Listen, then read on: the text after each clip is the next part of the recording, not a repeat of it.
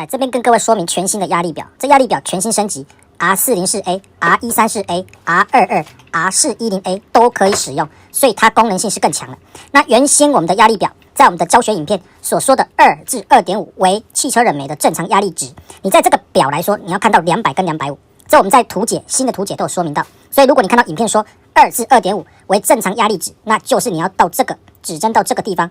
250，就等于我们